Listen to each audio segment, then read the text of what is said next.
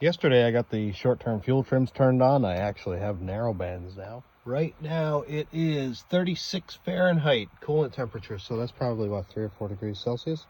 Let's see how cold starts. Jeez, it's pretty good. Wow, what a difference, man.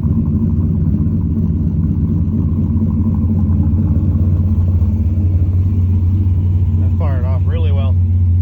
Idling at pretty much 1,000 RPM.